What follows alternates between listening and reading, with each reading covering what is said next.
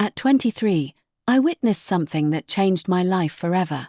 I saw Vincent Torrino, one of the most feared mob bosses in New York, personally execute 2 people in a warehouse. When I agreed to testify against him, the FBI told me I would have to disappear completely, assume a new identity, and never contact my family again. For 15 years, I lived as Sarah Mitchell instead of Carolyn Rodriguez, while my real family mourned their missing daughter and called her a selfish abandoner. They had no idea I was living 3 states away under federal protection, helping prosecutors build the case that would finally bring down the Torrino crime family. Yesterday, I got the call that would change everything. Vincent Torrino died in prison, the threats against me are over, and I can finally tell my family why I really disappeared. Before we dive into my story, let me know where you're watching from in the comments below. And if you've ever had to make an impossible choice to protect the people you love, hit that like button. You're not alone. My name is Carolyn Rodriguez, though for the past 15 years I've been Sarah Mitchell. This is the story of how witnessing a murder stole my identity, separated me from my family, and forced me to live as a ghost in my own life. It's also the story of how I helped bring down one of the most dangerous crime families in American history.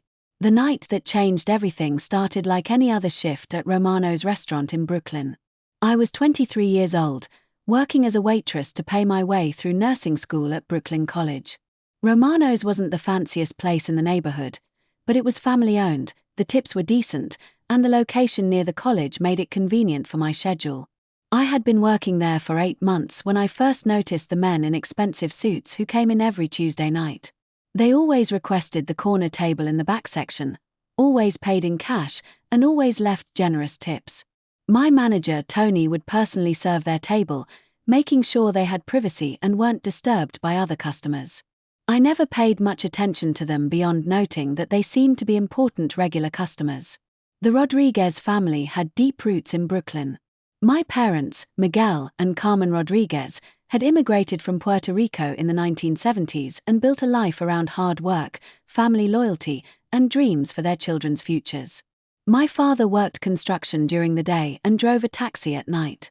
My mother cleaned office buildings in Manhattan, taking the subway before dawn and returning home in time to cook dinner for our family of 6. I was the oldest of 4 children, followed by my brother Carlos, who was 21 and studying automotive repair at a trade school. My sister Isabella was 19 and working at a daycare center while taking classes at community college. My youngest brother Miguel Jr., who everyone called Miguelito, was 17 and the star of his high school baseball team. Our family lived in a 3-bedroom apartment above Mrs. Delgado's grocery store, where the walls were thin enough that we could hear each other's conversations and the smell of my mother's cooking filled every corner. It wasn't luxurious, but it was filled with love, laughter, and the constant noise of a close-knit family who genuinely enjoyed each other's company. Sunday dinners at our house were legendary in the neighborhood. My mother would spend the entire day preparing traditional Puerto Rican dishes, while my father would set up folding tables in the living room to accommodate extended family and friends. These gatherings often included 20 or 30 people, with conversations flowing between English and Spanish, children running between the adults' legs, and music playing in the background. I was the family's designated success story, the first person in our extended family to attend college and pursue a professional career. My parents made enormous sacrifices to help pay for my education, with my father taking extra taxi shifts and my mother picking up additional cleaning contracts. They saw my nursing degree as an investment in our family's future, a way to break the cycle of working-class struggle that had defined previous generations. The night of October 15, 2008, was quiet at Romano's. It was a Tuesday, which meant the mysterious men in suits were expected for their regular meeting. I was assigned to work the front section of the restaurant, while Tony handled the back area where the important customers preferred to sit. Around 10:30 p.m., just as we were preparing to close, I realized I had left my textbook in the employee break room. I needed it for an exam the next morning, so I went to retrieve it from my locker. The break room was located behind the kitchen, accessed through a narrow hallway that also led to the restaurant's rear exit and storage areas. As I walked down the hallway, I heard voices coming from the storage room. The door was slightly ajar, and I could see light spilling out into the dark corridor. My first instinct was to turn around and avoid whatever conversation was happening, but something about the tone of the voices made me pause. One voice was calm and authoritative, speaking in measured tones that carried an undertone of threat. The other voices were pleading, desperate, filled with the kind of fear that makes people babble and beg. I knew I should leave immediately, but curiosity and concern kept me frozen in place. That's when I heard the name Vincent Torrino spoken with the kind of reverence and terror usually reserved for legends or nightmares. Vincent Torrino was a name that appeared in newspaper headlines and police reports, the alleged head of one of New York's most powerful crime families. Everyone in the neighborhood knew the name, but seeing him in person was something entirely different. I moved closer to the door, staying in the shadows of the hallway, and peered through the crack. What I saw in that storage room would haunt me for the rest of my life and ultimately destroy the world I had known. Vincent Torrino was exactly what you would expect from a mob boss who had survived decades in organized crime. He was in his 60s, impeccably dressed in a tailored suit that probably cost more than my father made in 6 months. His grey hair was perfectly styled, and his face showed the kind of calm confidence that comes from wielding absolute power over other people's lives. But it was his eyes that truly terrified me. They were completely cold, devoid of any emotion or humanity, like looking into the eyes of a predator who viewed other people as nothing more than obstacles or opportunities. 2 men were kneeling on the concrete floor in front of him, their hands tied behind their backs with plastic zip ties. One was maybe 30 years old, wearing a blood-stained shirt and pleading in a voice that cracked with desperation. The other was older, probably in his 50s, and had the resigned look of someone who knew exactly what was about to happen. "You thought you could steal from my family," Torrino said, his voice so quiet that I had to strain to hear him. "You thought I wouldn't notice $50,000 disappearing from my operations." The younger man started sobbing, trying to explain that he had been planning to return the money, that his daughter needed surgery and he had been desperate. The older man remained silent, staring at the floor with the defeated expression of someone who had accepted his fate. Torrino listened to the younger man's pleas with the same expression you might wear while waiting for a bus, completely unmoved by the desperation in front of him. When the begging finally stopped, he reached into his jacket and pulled out a gun with the casual motion of someone retrieving a business card. "This is what happens when you betray the Torrino family," he said, and then he shot both men in the head, one after the other, with the mechanical precision of someone who had done this many times before. The sound of the gunshots in that enclosed space was deafening, but what followed was even worse. The complete silence that settled over the room as 2 human beings ceased to exist, their lives snuffed out as easily as blowing out candles. I stood frozen in that hallway, my hand pressed over my mouth to keep from screaming, watching as Vincent Torrino calmly put his gun back in his jacket and began giving instructions to the other men in the room about cleaning up and disposing of the bodies. That's when my training as a nursing student kicked in, and I realized I was going into shock. My hands were shaking, my vision was blurring, and I was having trouble breathing. I knew I needed to get out of that restaurant immediately, before someone discovered me in the hallway. I forced myself to move, stepping as quietly as possible back toward the break room. My textbook seemed completely unimportant now compared to getting out of the building alive. I grabbed my purse from my locker, clocked out normally at the front register, and walked home through the familiar streets of Brooklyn as if nothing had happened. But everything had happened. In the span of 5 minutes, I had witnessed a double murder committed by one of the most dangerous men in New York City. I had seen Vincent Torrino's face clearly, heard his voice, watched him kill 2 people without showing any emotion whatsoever. I spent the rest of that night lying awake in my bed, staring at the ceiling of the bedroom I shared with Isabella, trying to process what I had witnessed. Part of me hoped it had been some kind of hallucination brought on by stress and exhaustion. But I knew it had been real, and I knew that my life would never be the same. The next morning, I called in sick to both work and school, claiming I had the flu. I needed time to think, to figure out what I was supposed to do with the knowledge I now carried. Do you report a murder when the killer is someone who could have you killed for knowing about it? Do you trust that the police can protect you from a man who has been evading law enforcement for decades? I spent 3 days researching Vincent Torrino online, reading newspaper articles about his alleged crimes, his suspected involvement in murders, extortion, and drug trafficking. Every article mentioned that despite decades of investigation, law enforcement had never been able to build a solid case against him because witnesses had a tendency to disappear or suddenly develop amnesia about what they had seen. But I also read about the victims of his organization's crimes. Families destroyed by drug trafficking, business owners bankrupted by extortion, innocent people killed for being in the wrong place at the wrong time. Vincent Torrino wasn't just a criminal. He was a cancer that had been spreading through New York for decades, destroying everything he touched. On the fourth day after the murders, I made the decision that would change my life forever. I walked into the FBI field office in Lower Manhattan and asked to speak with someone about Vincent Torrino.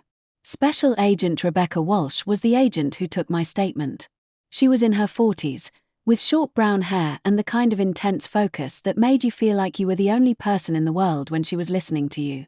She had been working organized crime cases for over 15 years and had been trying to build a case against Vincent Torrino for most of that time.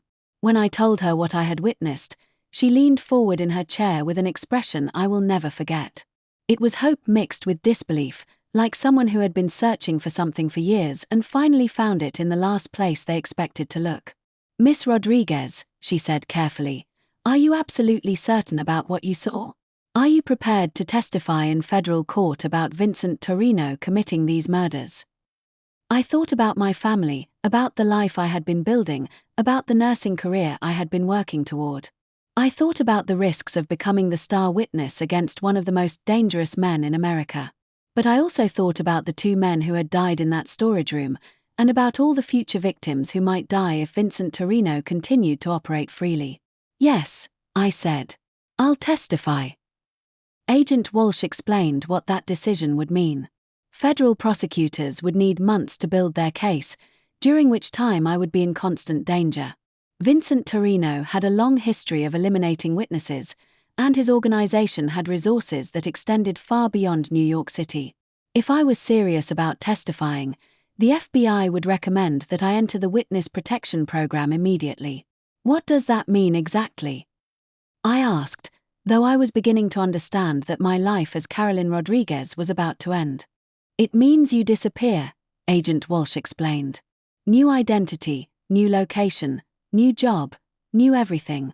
No contact with your family, your friends, or anyone from your previous life. You become a completely different person until the trial is over and Vincent Torrino is no longer a threat."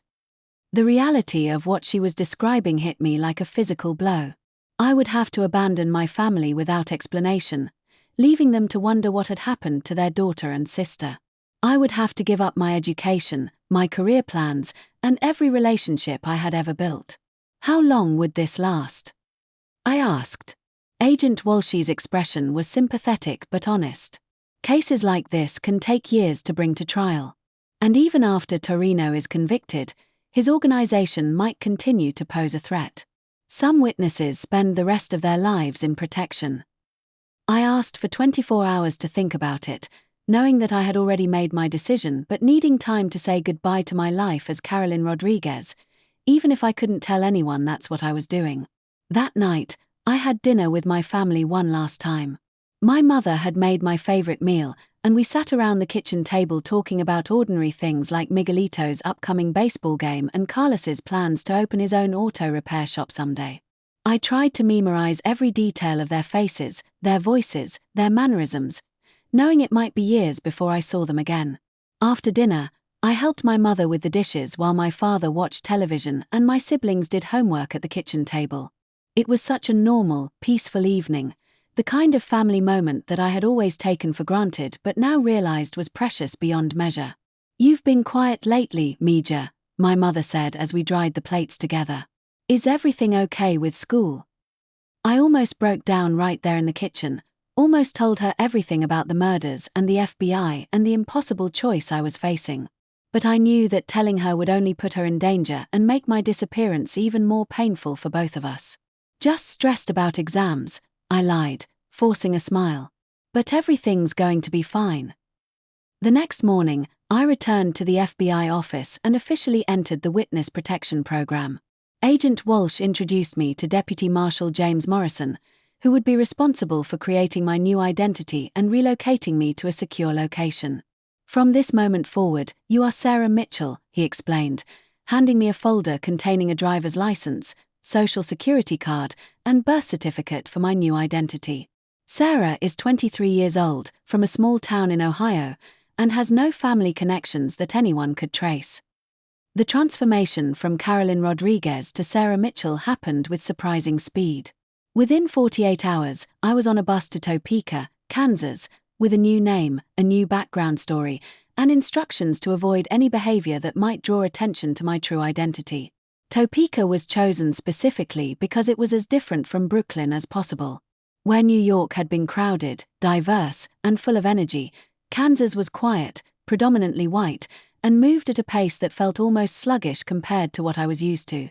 My new apartment was a one-bedroom unit in a complex on the outskirts of town, furnished with basic furniture that had no personality or character. I had a small monthly allowance from the federal government, enough to cover rent and expenses but not enough for any luxuries or comfort items that might make the place feel like home. The loneliness was overwhelming. For 23 years, I had been surrounded by family, friends, and the constant noise and activity of a large city. Now I was completely alone in a place where I knew no one and could trust no one with the truth about who I really was. I found a job at a local grocery store, stocking shelves and running the cash register while trying to blend in with the other employees and customers. My co-workers were friendly but not particularly curious about my background, which was exactly what Marshall Morrison had hoped for when he chose this location. But the hardest part wasn't the isolation or the boring job or the unfamiliar environment. The hardest part was knowing that my family was suffering because of my disappearance and being unable to explain or comfort them. 3 months after I vanished, I found a way to access social media from a public computer at the local library, searching for any information about my family's reaction to my disappearance. What I found broke my heart in ways I hadn't expected. My mother had posted desperate pleas on Facebook, asking if anyone had seen her missing daughter. She shared photos of me and begged for any information about where I might have gone or what might have happened to me. The pain in her words was unmistakable, and I realized that my family wasn't just confused by my absence, they were terrified that something terrible had happened to me. Carlos had organized search parties with friends from the neighborhood, checking hospitals and shelters throughout the city. Isabella had created missing person flyers with my photograph and posted them throughout Brooklyn. Even Miguelito, who was usually focused on baseball and school, was asking teachers and classmates if they had heard anything about his missing sister. The guilt was almost unbearable. My family was living through every parent's worst nightmare, not knowing if their child was alive or dead, safe or in danger. And I was the cause of their suffering, even though I had disappeared to protect them and countless other potential victims of Vincent Torrino's crimes. Agent Walsh called me once a month to check on my adjustment to life in witness protection and to update me on the progress of the federal case against Vincent Torrino. The investigation was moving slowly, as prosecutors worked to build an airtight case that would ensure conviction and prevent Torrino from escaping justice on technicalities. "We're making progress," she would tell me during our carefully monitored phone calls. But these cases take time. Torrino has the best lawyers money can buy, and we need to make sure every piece of evidence is perfect before we go to trial.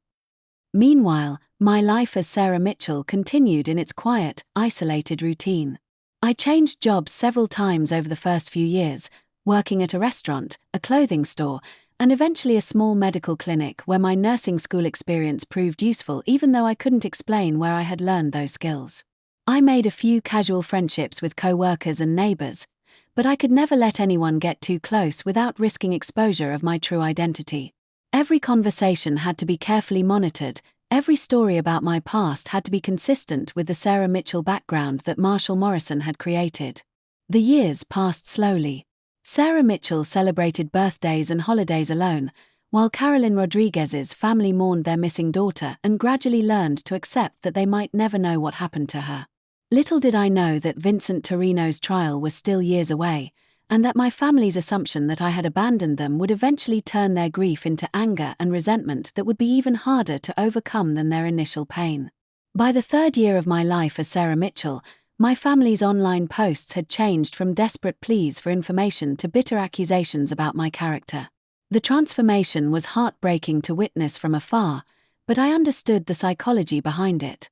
It's easier to be angry at someone for abandoning you than to live with the constant fear that something terrible happened to them. My brother Carlos had stopped organizing search parties and started posting angry messages about selfish people who think only of themselves. My mother's Facebook posts shifted from missing person appeals to philosophical reflections about children who don't appreciate their families until it's too late. Isabella created a blog called Life After Abandonment, where she wrote about the emotional trauma of having a sister disappear without explanation. The most painful posts came from Miguelito, who was now a senior in high school and had grown up in the shadow of his missing sister.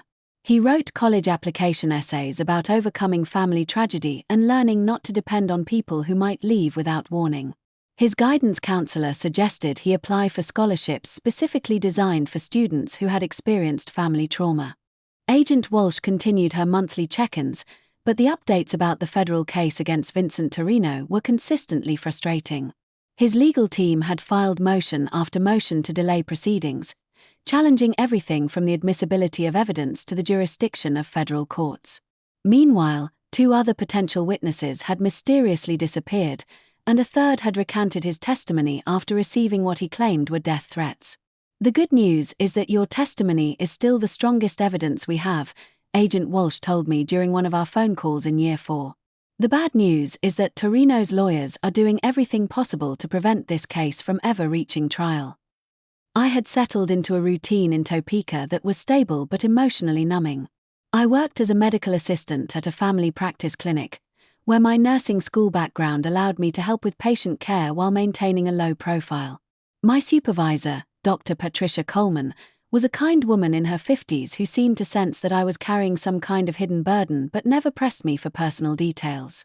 The job was satisfying in ways that surprised me. I enjoyed helping patients, particularly elderly people who reminded me of my grandparents back in Brooklyn. There was something healing about providing comfort and care to others when my own life felt so disconnected and purposeless. I lived in the same small apartment I had been assigned when I first arrived in Kansas, but I had gradually made it more comfortable with plants, books, and artwork from local thrift stores. It would never feel like home the way my family's crowded apartment in Brooklyn had, but it was a refuge where I could drop the Sarah Mitchell persona and remember who Carolyn Rodriguez had been. The isolation was the hardest part of witness protection that no one had adequately prepared me for. I could have casual conversations with co-workers and neighbors, but I could never develop the kind of deep friendships that require honesty and vulnerability. Every personal story I shared had to be carefully crafted to fit Sarah Mitchell's fictional background, and every question about my past required a prepared answer that wouldn't contradict previous lies. Dating was particularly complicated. I had been in a relationship with a fellow nursing student named David when I disappeared from New York, and he had been one of the people posting worried messages about my absence on social media. As Sarah Mitchell, I occasionally went on dates with men I met through work or social activities, but I could never let any relationship become serious without revealing truths that would compromise my safety and theirs. There was one man, a teacher named Michael Torres, who I dated for almost a year during my 6th year in witness protection. He was kind, intelligent, and seemed to genuinely care about me, but he also asked probing questions about my family and my past that I couldn't answer honestly.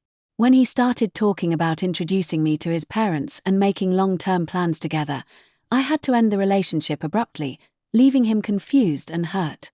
"I don't understand what I did wrong," he said when I broke up with him over dinner at a restaurant we had visited many times. "I thought we had something real." "You didn't do anything wrong," I told him, which was the truth even though I couldn't explain why I was leaving. "I'm just not ready for the kind of commitment you're looking for." The breakup was devastating for both of us, but it taught me an important lesson about the long-term costs of life in witness protection. I wasn't just hiding from Vincent Torrino's organization. I was hiding from any possibility of genuine human connection. Marshall Morrison checked on me quarterly, usually arriving unannounced to make sure I was maintaining my cover identity and not engaging in any behavior that might expose my true background. He was a professional who understood the psychological challenges of witness protection, but he was also pragmatic about the realities of long-term identity concealment. "The average person in WITSEC breaks cover within 7 years," he told me during one of his visits. They contact family members, visit their hometown, or tell someone about their real identity. The ones who survive long-term are the ones who learn to genuinely become their new person rather than just pretending to be them. His advice was practical but emotionally brutal. He was suggesting that I needed to stop thinking of myself as Carolyn Rodriguez in hiding and start genuinely becoming Sarah Mitchell as a permanent identity. The implication was that my old life, including my family, needed to become memories rather than hopes for eventual reunion. But I couldn't let go of my family, even as their online posts about me became increasingly bitter and accusatory. I continued monitoring their social media accounts, watching from afar as they celebrated birthdays, graduations, and holidays without me. The pain of missing these moments was excruciating, but the alternative, not knowing anything about their lives, was worse. In Year 7, Isabella got married to her longtime boyfriend Roberto in a ceremony at the same church where our parents had been married. The wedding photos on Facebook showed a beautiful celebration filled with extended family and friends, but there was also an obvious sadness in my parents' faces. In several pictures, I could see my mother looking toward the back of the church as if hoping I might somehow appear at the last moment. Isabella's wedding blog included a post titled "The Empty Chair" about the space they had left for me at the family table, even though they had given up hope that I would return. She wrote about the complexity of grieving someone who might still be alive, and about the anger that comes with not knowing whether to mourn or wait. "My sister Carolyn was supposed to be my maid of honor," she wrote. "We used to plan our weddings together when we were little girls, imagining how we would stand beside each other on the most important days of our lives. Instead, I got married wondering if she was dead or if she simply chose not to be here. I'm not sure which possibility hurts more." Reading those words from my sister, I cried for the first time in months. The isolation and emotional numbness I had developed as survival mechanisms suddenly cracked, and I was overwhelmed by the magnitude of what my family had lost when I entered witness protection.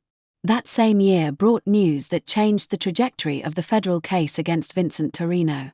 His health was failing due to complications from diabetes and heart disease, and federal prosecutors were under pressure to bring the case to trial before he died and escaped justice entirely. "We're expediting the timeline," Agent Walsh told me during a call in late 2015. "Torrino's medical team says he has less than 2 years to live, possibly less. The judge has denied most of his lawyers' delaying tactics, and we're now scheduled for trial in early 2016.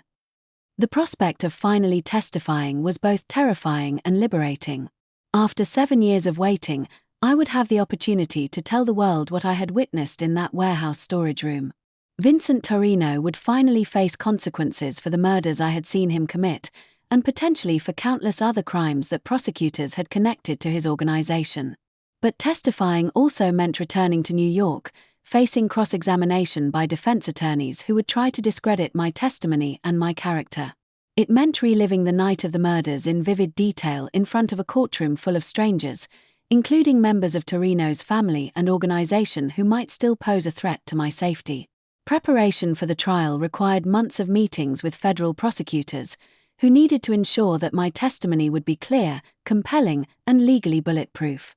I flew to New York several times under heavy security, staying in safe houses and meeting with Assistant U.S. Attorney Jennifer Martinez, who would be presenting my testimony to the jury.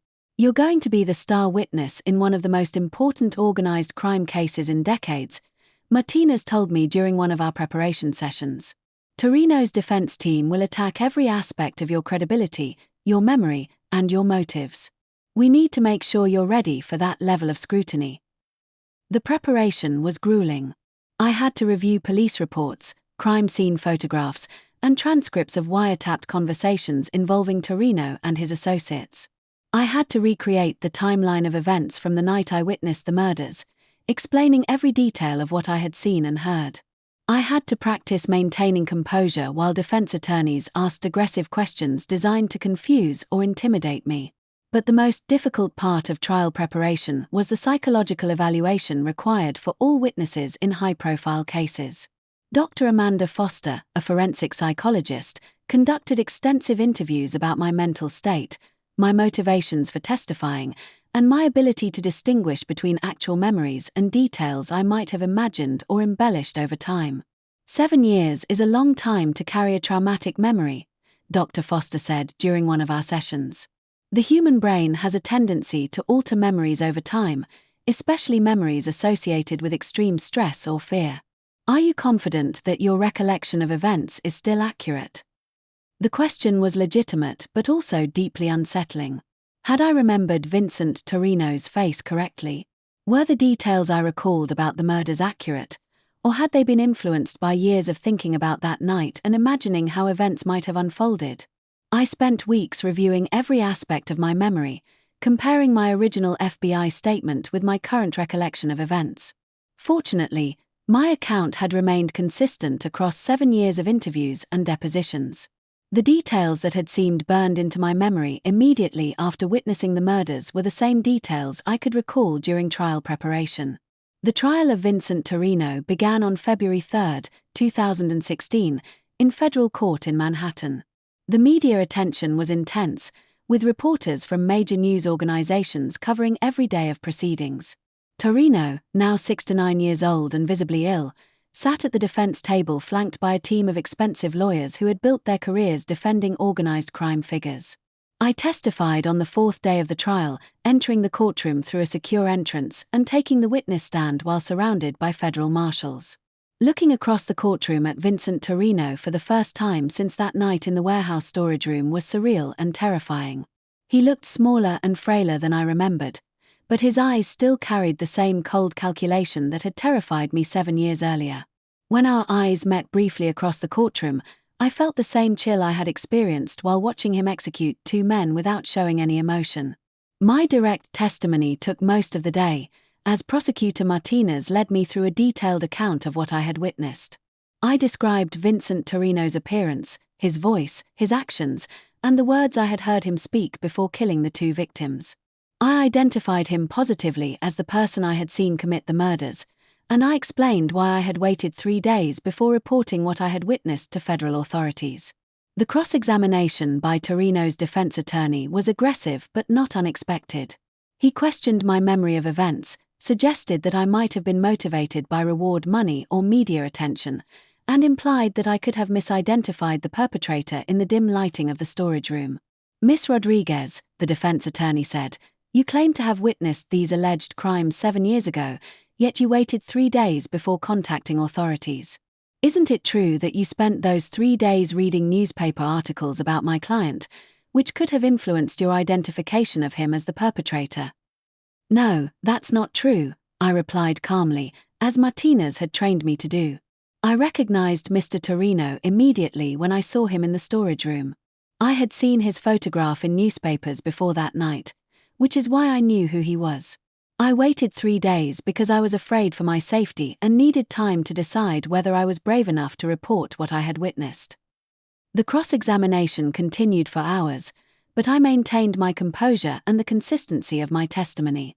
Every detail I provided matched my original FBI statement and the physical evidence that prosecutors had collected from the crime scene. After 8 days of testimony from various witnesses, the jury deliberated for less than 4 hours before returning guilty verdicts on all charges, including 2 counts of first-degree murder. Vincent Torrino was sentenced to life in prison without the possibility of parole, effectively ending his decades-long career as one of New York's most powerful crime bosses. The conviction was satisfying in ways I hadn't expected. For 7 years, I had wondered whether my sacrifice had been worth it, whether my testimony would actually result in justice for the victims I had seen murdered. Watching Vincent Torrino led away in handcuffs provided a sense of closure that I had never thought possible. But the trial also marked the beginning of a new phase of uncertainty about my future. Vincent Torrino was in prison, but his organization still existed and might still consider me a threat worth eliminating. Agent Walsh and Marshal Morrison needed to evaluate whether it was safe for me to leave witness protection or whether I would need to maintain my Sarah Mitchell identity indefinitely. "Torrino's conviction doesn't automatically mean you're safe," Marshal Morrison explained during a debriefing session after the trial. "His nephew Anthony has taken control of family operations, and he might view eliminating you as a way to send a message about what happens to people who cooperate with law enforcement." The possibility that I might never be able to reclaim my identity as Carolyn Rodriguez was devastating. I had endured 7 years of isolation and emotional numbness because I believed it would eventually lead to reunion with my family. The idea that my sacrifice might be permanent was almost unbearable. That's when everything changed in a way I never could have predicted.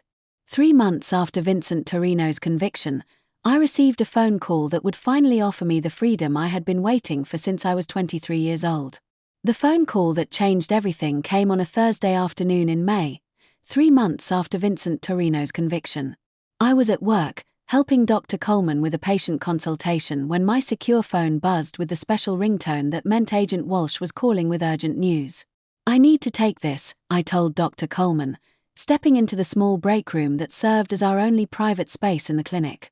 "Carolyn," Agent Walsh said, using my real name for the first time in years, "Vincent Torrino died in federal prison early this morning. Heart attack, according to the medical examiner. Natural causes, no sign of foul play." I sank into one of the plastic chairs by the small table where staff ate lunch, trying to process what this news might mean for my future. Vincent Torrino had been the primary threat keeping me in witness protection, but his death didn't automatically guarantee my safety. "What does this mean for me?" I asked. "We're still evaluating the threat level," Agent Walsh replied. "Torrino's nephew Anthony has been running day-to-day operations for the family, but our intelligence suggests the organization is fragmenting without Vincent's leadership. 2 other family members are fighting for control, and federal pressure has disrupted most of their revenue streams." She paused, and I could hear papers rustling in the background as she reviewed what must have been an extensive file about my case. "The good news is that you're no longer the star witness in an active federal case," she continued. "Torrino's conviction stands, his appeals have been exhausted, and most of the people who might have wanted revenge against you are either dead, in prison, or dealing with their own legal problems. So I can go home?" I asked, hardly daring to hope that my 15-year nightmare might finally be ending. "We need to complete a comprehensive threat assessment first," Agent Walsh explained. "This will take several weeks, possibly months.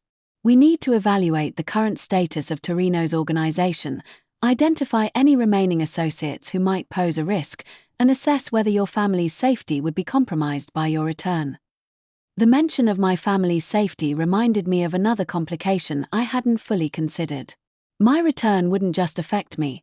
It would also impact people who had spent 15 years believing I had abandoned them. They had built their lives around my absence and had developed narratives about my character that might be difficult to change, even with the truth. Agent Walsh seemed to understand my concerns. "Carolyn, you should also be prepared for the possibility that your family's reaction to your return might not be what you're hoping for. 15 years is a long time. People change, relationships evolve, and the family you left behind in 2008 may be very different from the family you're hoping to reunite with in 2023. After the call ended, I sat in that break room for nearly an hour, staring at the motivational posters on the wall and trying to imagine what it would be like to see my parents, my siblings, my extended family after so many years of separation. Would they be happy to see me alive and safe? Would they be angry about my unexplained disappearance? Would they even want a relationship with someone who had caused them so much pain and confusion?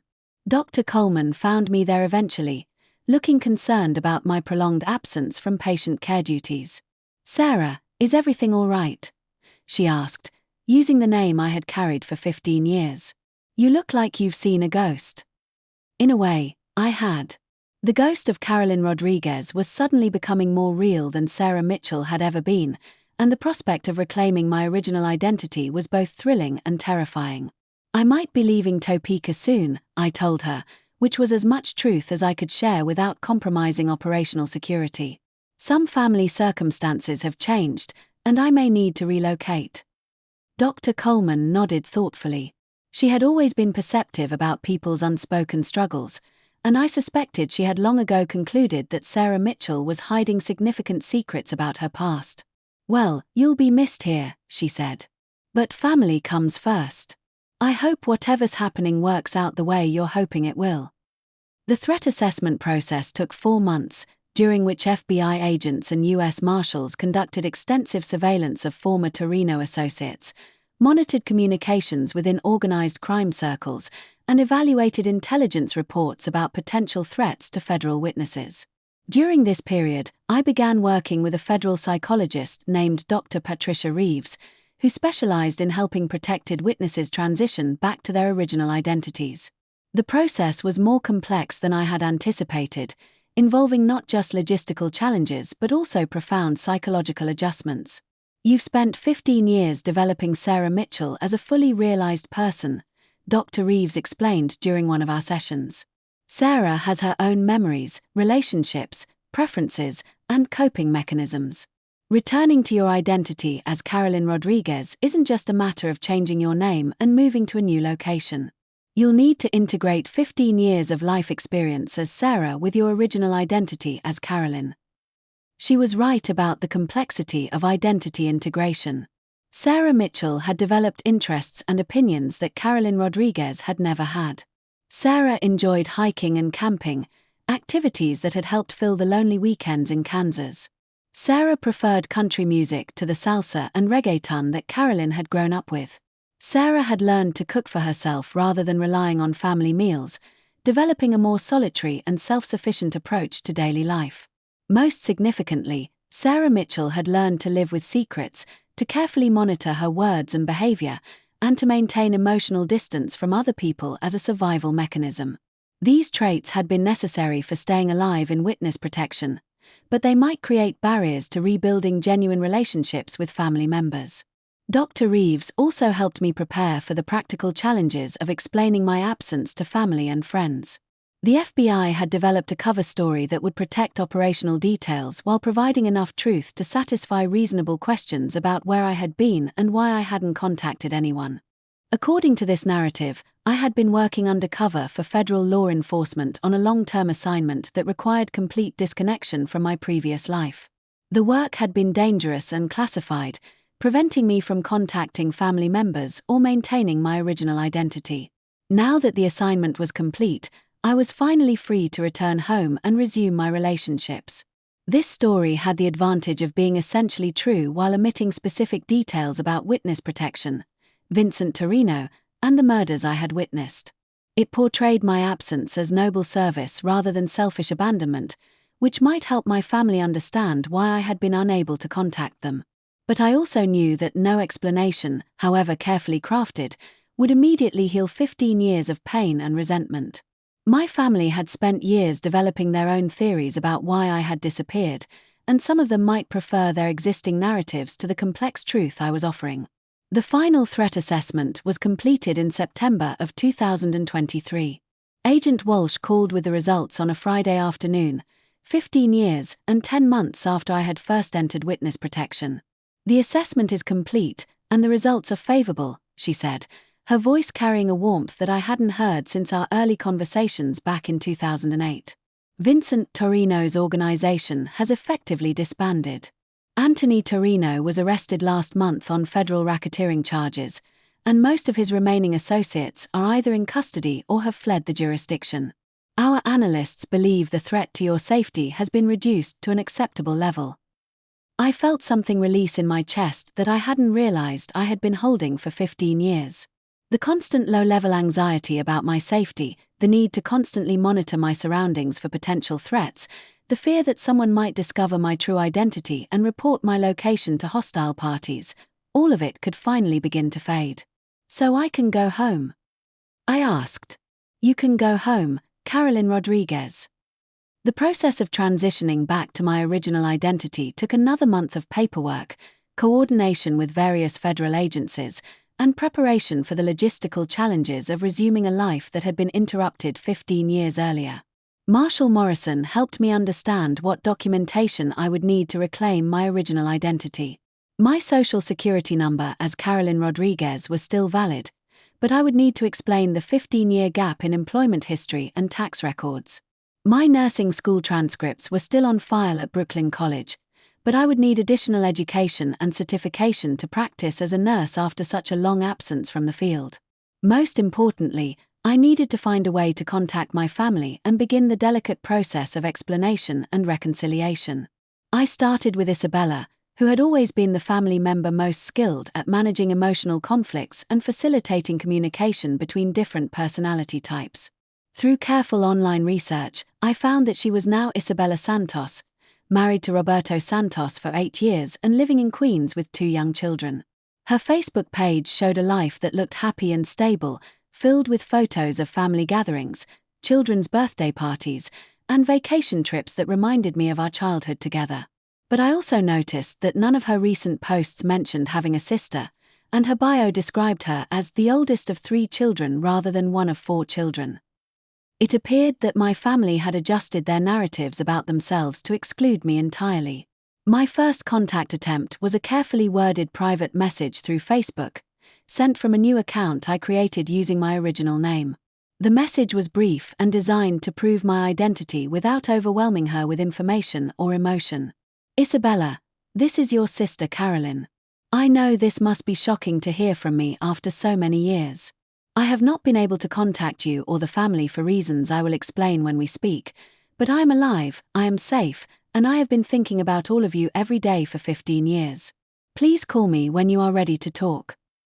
I included the phone number for a new device I had purchased specifically for family communications, separate from the secure phone I had used during witness protection. Isabella's response came 3 hours later, and it was not what I had hoped for. I don't know who you are or what kind of sick game you're playing, but Carolyn Rodriguez has been dead to our family for 15 years. Stop using her name and leave us alone. The message hit me like a physical blow. I had expected confusion, anger, or even disbelief, but I hadn't anticipated complete rejection of my identity. Isabella genuinely seemed to believe that I was an imposter trying to exploit their family's loss for unknown reasons. I tried again with a longer message that included specific details only Carolyn Rodriguez could have known: the scar on Isabella's knee from falling off her bike when she was 7, the song our father used to sing while cooking Sunday breakfast, the hiding place where we kept our diary keys when we were teenagers. I also included photos of myself taken recently, hoping she would recognize family resemblances despite the changes that 15 years had brought to my appearance. Her second response was even harsher. Whoever you are, you're clearly someone who knew Carolyn well enough to learn these details about our family. Maybe you were a college friend, maybe you found her diary, maybe you're just a psychopath who researches missing persons cases. But Carolyn would never disappear for 15 years without a word to her family. She would never let us suffer and wonder if she was alive or dead. The sister I knew was selfish, but she wasn't cruel. Stop contacting us.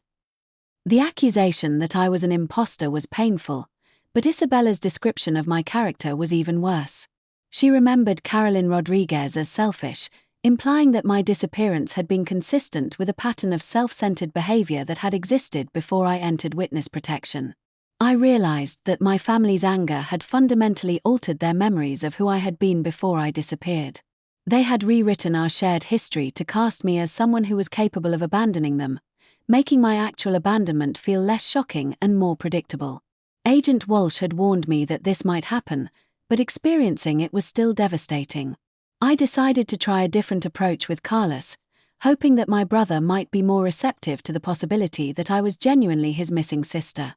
Through social media research, I learned that he had eventually opened his own auto repair shop and was married to a woman named Maria Gonzalez, with whom he had 3 children. But Carlos's response to my contact attempt was even more hostile than Isabella's had been.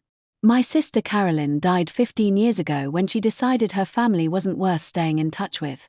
I buried her in my heart a long time ago, and I'm not interested in digging up that grave. Don't contact me again. The rejection from both of my siblings made me realize that direct contact might not be the most effective approach. They had spent 15 years developing psychological defenses against the pain of my disappearance, and my sudden reappearance was threatening the emotional equilibrium they had achieved. I needed a more gradual approach that would allow them to process my return without feeling ambushed or manipulated. That's when I decided to contact my cousin Sophia, who had been close to our family when we were growing up and might serve as an intermediary who could help facilitate communication with my immediate family members. Sophia's response was different from my siblings' reactions, but not necessarily more encouraging. If you're really Carolyn, then you need to understand how much damage you did to your family by disappearing, she wrote. Your parents aged 10 years in the first year after you vanished. Your mother had to be hospitalized for depression. Your father started drinking heavily and lost his job. Isabella had a nervous breakdown during her senior year of high school.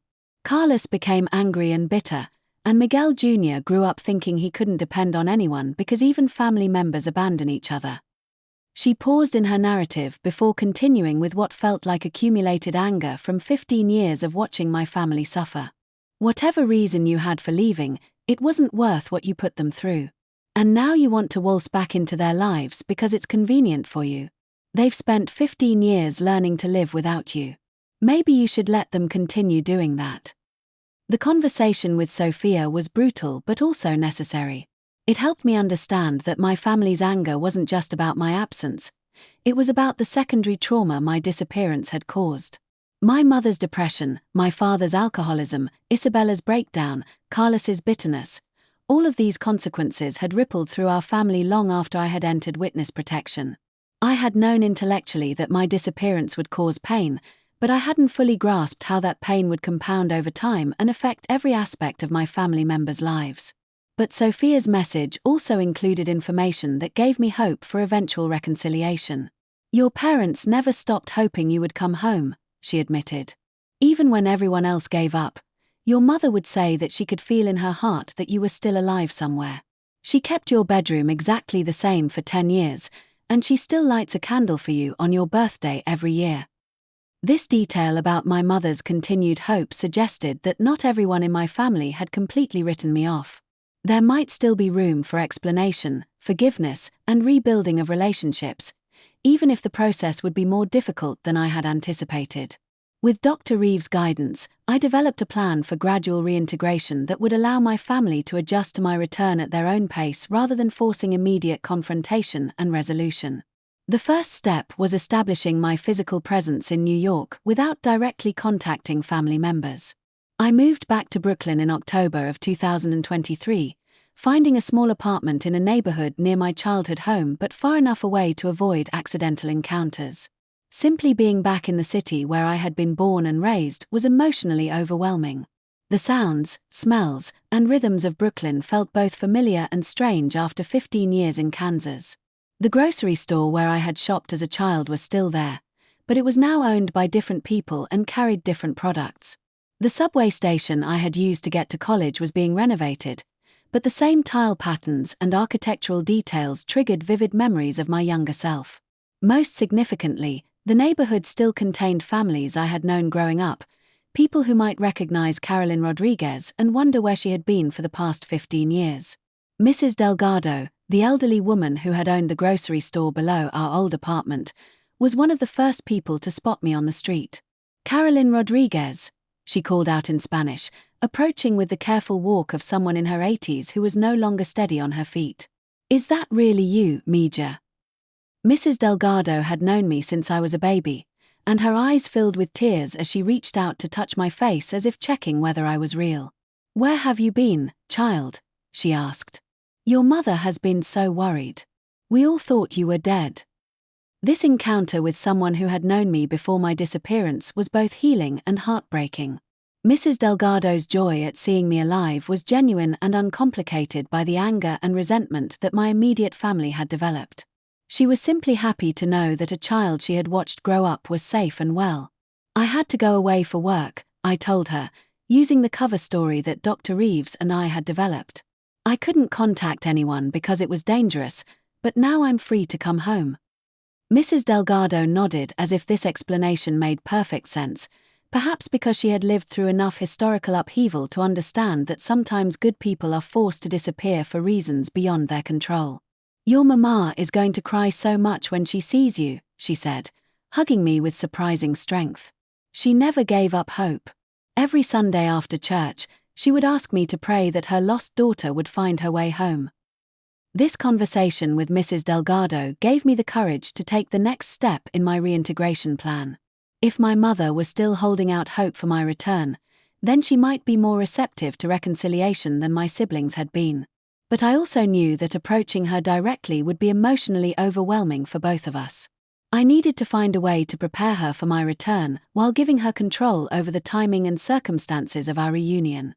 That's when I decided to write a letter that would explain my absence, express my love for my family, and offer the opportunity for gradual reconnect without pressure or ultimatums. The letter took me 3 weeks to write, with multiple drafts and revisions as I tried to find the right balance between honesty and discretion, between taking responsibility for the pain I had caused and explaining the impossible circumstances that had forced my disappearance. I mailed the letter to my parents' apartment on a Tuesday in November, 15 years and 1 month after I had last seen them. Then I waited, hoping that 15 years of separation might finally begin to heal. Have you ever had to choose between protecting the people you love and staying close to them? Have you experienced the pain of being misunderstood by the people who matter most to you? I'd love to hear your experiences in the comments below. If this story resonated with you, please like and subscribe for more stories about sacrifice, family, and the complex choices we make to protect others. Remember that sometimes love requires us to stay away, and sometimes the greatest courage is needed not to leave, but to find our way back home. Thank you for listening to my story, and I hope it reminds you to cherish the family connections that we often take for granted.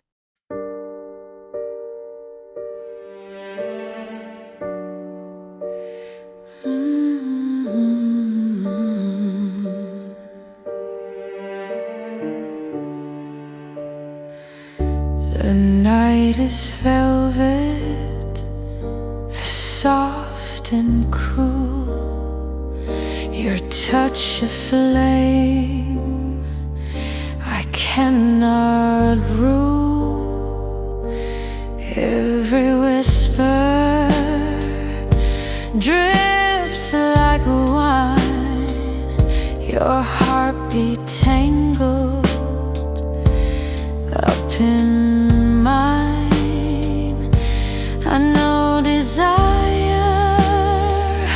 is a dangerous game, but still I whisper your forbidden name.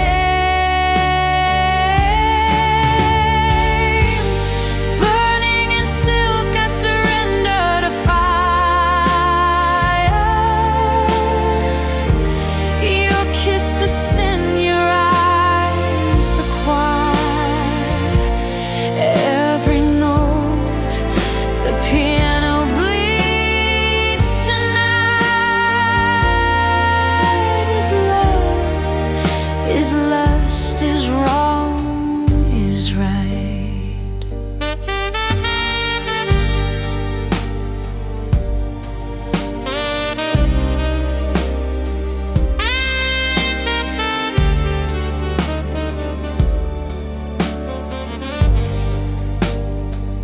Your hands draw maps across my skin, a silent war. I let you in. The candle shakes, the shadows rise. Our secrets live where truth denies.